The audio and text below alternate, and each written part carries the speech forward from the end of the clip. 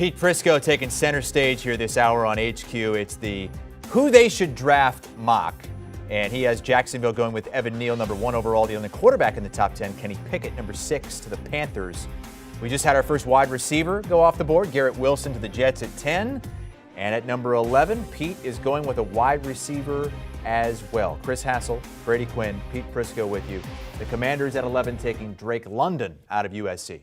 Yeah, and this is one of those picks where you need to get a bigger receiver. They need a bigger bodied guy. They have a lot of little guys. If you talk about a speed guy, they have De'Ami Brown, who they feel like he's going to have a breakout season this year. He flashed at times, got hurt last year, got COVID. So I think that's one of those situations where they expect bigger things from him. So get a big body receiver. You got a new quarterback in Carson Wentz. Get him some help. And Drake London's one of those guys. He's a 50-50 guy. I think he runs better than people give him credit for not on the clock, on the field. He's never going to be run by people like some of these other receivers, but I think this makes a lot of sense for Washington. I think with that logic, that's what you're really going for, is just, a guy you can throw it up to in the red zone, really.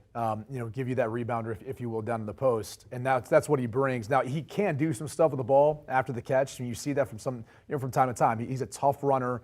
And again, you're making a draft pick to invest in the quarterback position when you bring in a guy like Carson Wentz. You're trying to maximize the options that you're giving him to try to keep up with the firepower within this division. And I think you're going to see that obviously from the Dallas Cowboys. It really comes down to where will Philly kind of mix in all this. But I do think Washington's right there.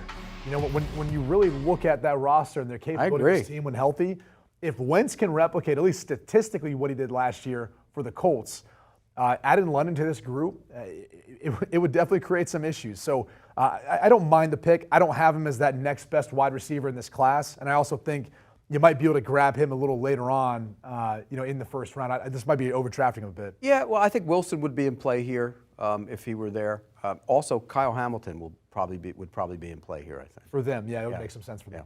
Do you want a sports network that delivers everything that matters about the game? The highlights, the picks, the instant analysis, no yelling, no fake debates, no politics.